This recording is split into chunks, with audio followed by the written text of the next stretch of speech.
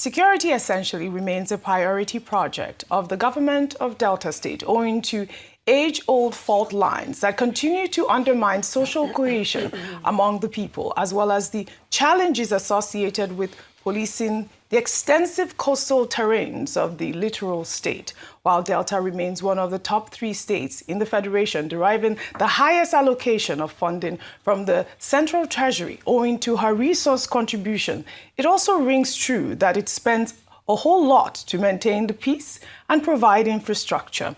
Now joining us to have a conversation is Charles Aniagwu, the Delta State Commissioner for Information, with a view to revisiting development initiative of the Sheriff Oborevwori administration, security in the wake of Trump's threat, Kwale Free Trade Zone, and taking Delta out of the list of heavily indebted states. Good morning, Charles, and thank you for joining us on the program this morning. Good morning, OJ, Steve, and Kachi. Good morning. Good morning, Nigerians. Good to have you.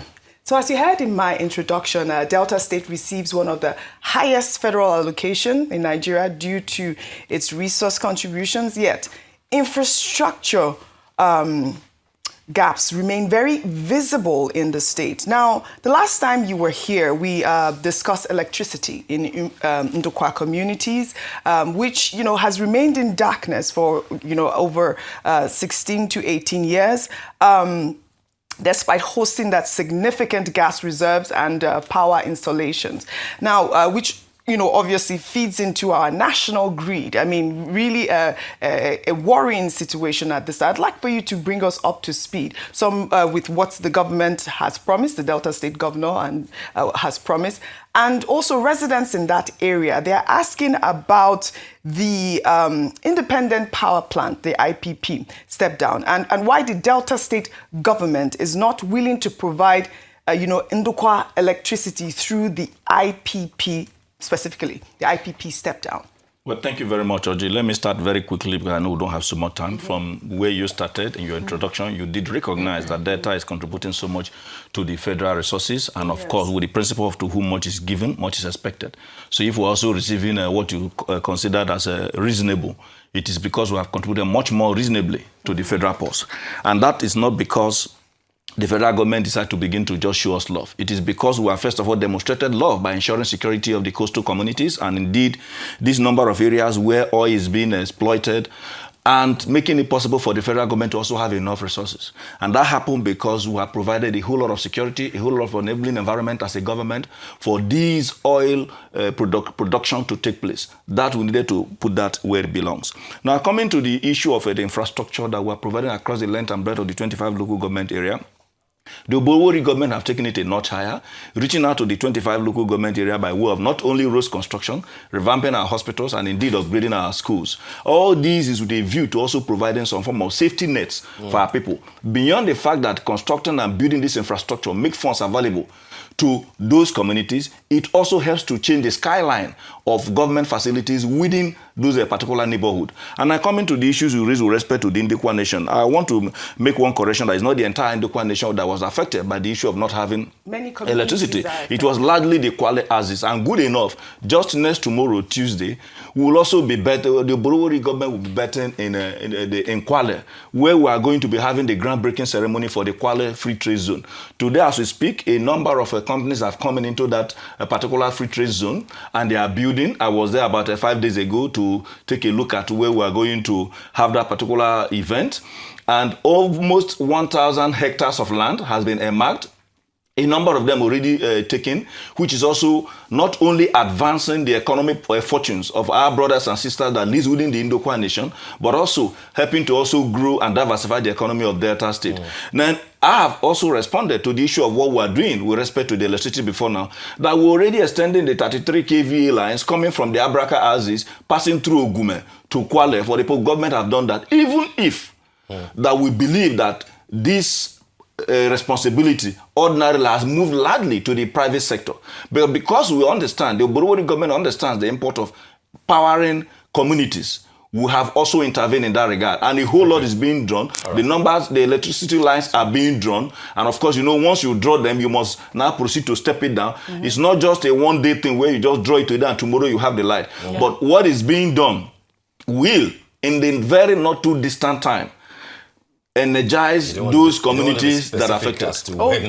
In the very not too distant time means that in less than 4 months. Yes, exactly. In less than 4 months. I asked a specific question though, about the IPP step down. Yeah. This is the question many residents in that area have asked, and they are asking, what really happened to that IPP? 50 megawatts, I believe, that was promised. What you must understand, first of all, what you are saying, you must first of all acknowledge that it doesn't even belong to us as a Delta State government. Yes. When you talk about stepping down what you don't own, you must follow certain processes. Because number one, you have also rightly acknowledged that this power you are talking about has been fed into the national grid. And if it has been fed into the national grid, what are you going to step down without also agreeing with the federal authorities? What we are bringing from Abraka is part of what has been fed into the national grid. When you say that something has been fed into the national grid, it means it has been made available for even those of you who are in Lagos to benefit from. We are not going to ask government, please reduce what you have fed into the national grid. The step that is going to be done is still going to be along that same line like we have done from Abraka. What is most important is that at the end of the day, our brothers and sisters in that part of the Ndokwa nation are energized electrically, in which case they have power. Once you have power, like the one we're enjoying in this room, it doesn't matter where it is coming from. So long as that power is available for you to be able to carry out your business. And the Oborevwori government have carried out a whole lot of intervention in that regard. We didn't want to go into what led to them not having land, because that belongs to the past. But what we're now looking at is that it is also in the enlightened self-interest of our own administration to get those communities energized. Because once that is done, the little businesses you have around there will also blossom. And when that blossom, that to a very large extent will also fall in line with our responsibility to reduce insecurity. Because the number of persons will be able to play within the economic sphere. It's interesting that you are setting up this huge infrastructure of the Kwale Free Trade Zone. And why was this electricity not added into, setting it up at the same time? If you go to the place I'm talking about now, we have what they call a gas gathering hub. You know the role of gas when you talk about particularly the issue of independent power plants. If you go to that particular free trade zone today, you will see companies that are already involved in gas processing, which has also largely reduced gas flaring within that particular corridor. Beyond the fact that you are now having cleaner air to breathe on account of this transformation from flaring the gas to now converting it to energy that could provide this electricity we're talking about, happening in that environment means that it's like the woman who cooks in the kitchen that tastes the food first and then knows the taste of the soup before it gets to those who are in the sitting room. So our brothers and sisters in the Ndokwa nation are even the first beneficiaries, because those who work within the companies that will be located within this free trade zone will not come to 4 local governments away from Kwale to begin to look for accommodation. That is first thing. Secondly, by the time you have a number of persons coming in, a number of business happening in that environment, it has a whole lot of direct and primary benefit to the people in the Kwale, Ndokwa Axis, before it now begins to cascade into the larger Delta society, and of course, at the end of the Nigerian nation benefiting from that free trade zone. All right, so we are still waiting for a timeline on when this will happen. I believe, Steve, you have a question. You were hoping that this is the answer that I wanted. The free trade line is already on. The free trade zone is already on. Yes. The free trade zone is already on. The free trade, next tomorrow, the government is performing the groundbreaking. Yes, just next tomorrow, we're having the groundbreaking. Yes, by the grace of God, Arise also being a partner, will be involved in showcasing that to the world. Let's round off in this way. One of the things that people have attributed to the success, that we're recording in Delta State is the collaboration, good working relationship with the House of Assembly.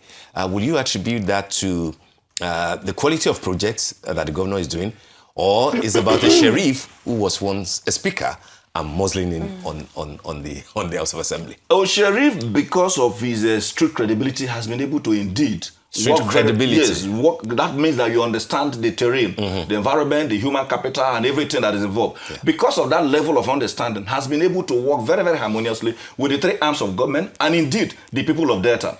Because he recognizes that even the distribution of infrastructure is done in such a way that there's equitability. If you look at even, for instance, the very mega projects we're talking about, whether it's in terms of the bridge in Abo, the bridge in Otowodo, Nugili, the bridge in the Warri, DSC Axis, all those ones is to further cement cement the bond that exists between the 3 senatorial districts. Fantastic. But beyond that, there has been, like you rightly mentioned, a very good working relationship with the House of Assembly that is saddled with the responsibility of appropriating these funds. And on top of it all, is the transparency that Sheriff has brought to bear. So little wonder Orji quickly recognized that we have also been able to largely reduce the debt burden of the state to the extent that today, going to talk about that. We no longer belong to. We don't have enough time. But good one on the free zone. I just hope that this will not galvanize everybody to now make it a state thing. Every state's like airports, having their own free zone. No, for you to have a free trade zone is not a my thing. I know. I know what it entails. And good enough, the location. Yes. The location is we're able to take into cognizance the issue of availability of all those gas resources. Its proximity to the Anambra as is. Good choice. Well located. So there's a whole lot of congratulations, I mean, it's been touted as so don't be surprised, Steve, if Orji decides to leave you here because number one, we're making the environment very, very conducive. You have to provide electricity for my people. That is coming. And I will not stop asking. Okay. Next month I'll invite you here again and I'll make sure that you have it done. Thank you so much. Thank you very much, and thank you to the governor for You're welcome. I mean, I would have loved to, but I mean, we don't have a lot of time, so we can just, end the conversation. By the grace of God, we will take time next time. All right. Yes, be well. That brings us to the end of the morning show today. Thank you for watching and do stay safe. I'm Steve Ayorinde. And I'm Kachi Ofia. Many thanks for joining us on the morning show. And I'm Oji from our entire team here in Lagos, Nigeria. Enjoy the rest of your morning and, of course, the rest of your day. Goodbye.